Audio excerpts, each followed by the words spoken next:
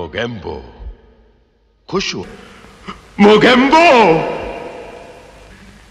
खुश हुआ। ये दुनिया एक रंगमंच है और इस रंगमंच पर कभी कभी ही कुछ कलाकार ऐसे आते हैं जिनके पात्र के अभिनय का पर्दा गिर जाने के बाद भी तालियां बजती रहती है और दर्शकों के मन में हमेशा के लिए उनकी यादें मौजूद रहती हैं। आज हम एक ऐसे ही कलाकार को आपके सामने लेकर आए हैं जिन्हें आप जितना अमरीश पुरी के नाम से जानते हैं उतना ही मोगेम्बो के नाम से भी जानते होंगे। लेकिन मोगेम्बो तो उनका प्ले किया हुआ केवल एक कैरेक्टर है। उन्होंने पूरे फिल्मी करियर में ऐसे कई यादगार कैरेक्टर प्ले किए हैं। तो दोस्तों बने रहिए हमारे साथ। इससे वीडियो में आखिर तक हम लेकर आए हैं पंडित अमरीश पुरी के जीवन की इंस्पिरेशनल स्टोरी। पंजाब के नवा शहर में 22 जून 1932 को अमरीश पुरी का जन्म हुआ। पिता लाला निहाल चंद्र और माता वेद कौर के घर अमरीश पुरी चौथे बच्चे के रूप में उनकी गोद में आए। चमनपुरी मदन पुरी के अलावा इनकी बड़ी बहन चंद्रकांता थी। इसके अलावा इनके एक भाई और थे हरिपुरी। इनमें से चमनपुरी और मदनपुरी पहले से ही फिल्म इंडस्ट्री में एक स्टैब्लिश आर्टिस्ट थे।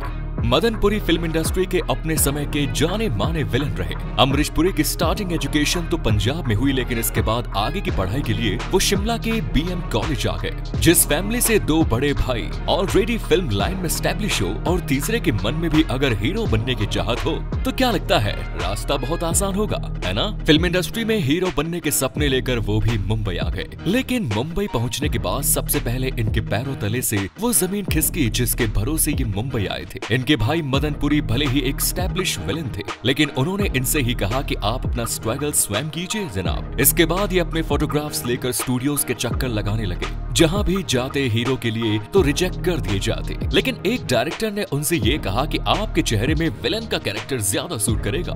बस ये बात इनको दिल पर लग गई और इन्हें लगा कि एक्टिंग का ख्याल छोड़ देना ही बेहतर है। अपने पहले ही स्क्रीन टेस्ट में फेल हो जाने के बाद अमरीश पुरी संघर्ष करते रहे। एक समय तो ऐसा आया जब उन्होंने इस दुनिया से दूरी बना ली और घर परिवार को चलाने के लिए एक छोटी सी नौकरी कर ली। Ministry of labour and employment department में स्टेट एम्प्लॉय इंश्योरेंस कॉर्पोरेशन में सरकारी नौकरी कर ली और आने वाले 21 सालों तक वो लगातार नौकरी करते रहे। लेकिन फिर भी फिल्मी दुनिया से उनका मोह भंग नहीं हुआ। कहीं ना कहीं इस दुनिया में काम करने की चाहत ने उन्हें यहाँ खींच लाया। दरअसल उन्होंने नौकरी के साथ साथ थिएटर करना शुरू किया। थिएटर के लिए उन्हें इंस्पायर किया जाता जाने माने रंगकर्मी इब्राहिम अलकाजी ने। अमरीश पुरी साल 1961 में रंगमंच पर एक एक्टर के तौर पर नजर आए। आगे चलकर एक महान नाटककार और रंगकर्मी पंडित सत्यदेव दुबे से इनकी मुलाकात हुई। फिर गिरीश कर्नाड से भी ये मिले। अमरीश पुरी इनके नाटकों में बतौर असिस्टेंट काम करने लगे। उन्होंने पंडित सत्यदेव दुबे को अपना गुरु बनाया और उनके नाटकों में अक्सर वो नजर आते थे। मुंबई के जाने माने पृथ्वी थिएटर में भी उनके अभिनय के जलवे नजर आने लगे। साल 1979 में उन्हें बेस्ट एक्टर के तौर पर संगीत नाटक अकेडमी पुरस्कार दिया गया। इसी दौरान इन्हें टीवी एडवर्टीजमेंट और फिल्मों में भी छोटी मोटी भूमिकाएं मिलने लगी। फिल्मी दुनिया में उन्हें ब्रेक 40 साल की उम्र में जाकर मिला। शांतता कोर्ट चालू आहे ये इनकी पहली फिल्म थी, जो कि एक मराठी फिल्म थी और इसे इनके गुरु सत्यदेव दुबे ने बनाया था। ये फिल्म साल 1971 में बनी और इस फिल्म में उन्होंने एक अंधे का रोल प्ले किया था जो कि स्टेशन पर गाना गाया करता था। इसके बाद एक दिन इन्हें रंगमंच पर अभिनय करते हुए एक फिल्म के डायरेक्टर ने देखा। वो रेशमा और शेरा फिल्म बना रहे थे और अपनी फिल्म के एक कैरेक्टर में उन्होंने अमरीश पुरी को बिल्कुल फिट पाया। इन्होंने वही अमरीश पुरी को इस रोल के लिए ऑफर कर दिया। साल 1971 में आई रेशमा और शेरा को ही इनकी डेब्यू फिल्म कहा जाता है। लेकिन साल 1970 में आई देवानंद की फिल्म प्रेम पुजारी में भी इन्होंने अभिनय किया था। ये वो समय था जब अमरीश पुरी फिल्मों में गुंडे के दाएं बाएं खड़े होने वाले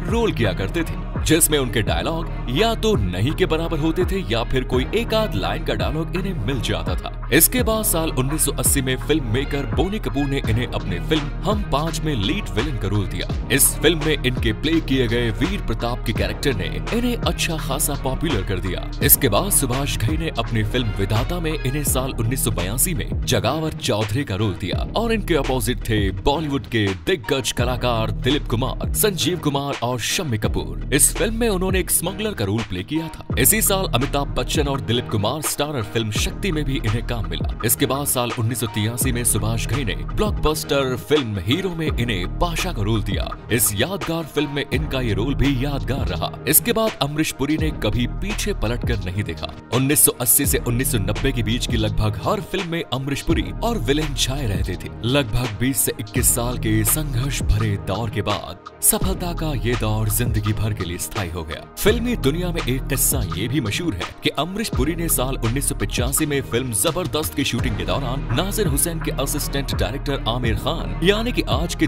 परफेक्शनिस्ट इनको डांट दिया था, और उसके पीछे कारण ये था कि आमिर खान इनके रोल और उसकी कंटिन्यूटी को लेकर बार बार इन्हें पिच कर रहे थे, जो इन्हें पसंद नहीं आया। आमिर खान ने कोई रिएक्शन नहीं दिया और वो चुपचाप इनकी बात सुनते रहे। हालांकि बाद में अमरीश पुरी ने इनसे माफी भी मांगी। अमरीश पुरी के बारे में कहा जाता है कि ये रोज 3 घंटे अपनी आवाज पर रियाज किया करते थे।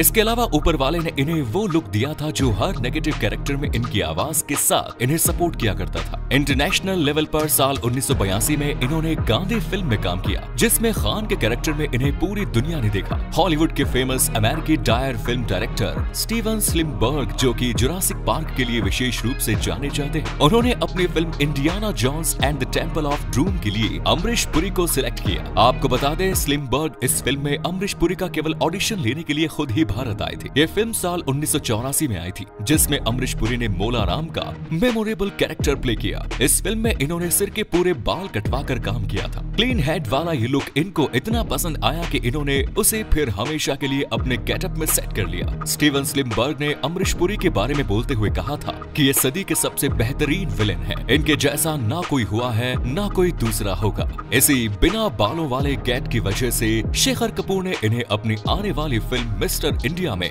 मोगेम्बो के रोल के लिए कास्ट किया, जो कि एक यादगार रोल रहा। नेगेटिव रोल के अलावा अमरीश पुरी ने फिल्मों में बहुत सारे कैरेक्टर रोल भी प्ले किए, जिन्होंने पब्लिक को डराया नहीं बल्कि इमोशनल कर दिया। फिल्म घातक में काशी के पिता शंभुनाथ यानी कि सनी देओल के फादर का रोल आज भी हर किसी को इमोशनल कर देता है। प्रोफेशनल लाइफ के बाद अगर इनकी पर्सनल लाइफ की चर्चा करें तो इनकी शादी उर्मिला देवेकर से हुई। इनके 2 बच्चे हैं, बेटा राजीव पुरी और बेटी नम्रता पुरी। अपनी प्रोफेशनल और पर्सनल लाइफ में ये पर्याप्त डिफरेंस बनाकर रखते थे। दादा और नाना बनकर इन्होंने अपने बचपन को एक बार फिर बच्चों के साथ एंजॉय किया। इनकी पोती तो अब डॉक्टर बन चुकी है, लेकिन इनके पोते वर्धन पुरी फिल्मों में स्ट्रगल कर रहे हैं। अपने सिर पर हैट लगाने के शौकीन अमरीश पुरी के कलेक्शन में लगभग 200 टोपियां मौजूद हैं। ये अपने पोते पोतियों की लाइफ में हर फर्स्ट मोमेंट को कैमरे में रिकॉर्ड किया करते थे, जैसे उनका पहली बार बोलना, आप पहली बार चलना वगैरह वगैरह। अगर इनाम की बात करें तो इन्हें एक बार फिल्म फेयर अवार्ड साल 1986 में आई फिल्म मेरी जंग के लिए, 1997 में स्टार स्क्रीन अवार्ड फिल्म घातक, 1998 में विरासत के लिए फिल्म फेयर अवार्ड मिला। लेकिन अमरीश पुरी सफलता के शिखर के रहते हुए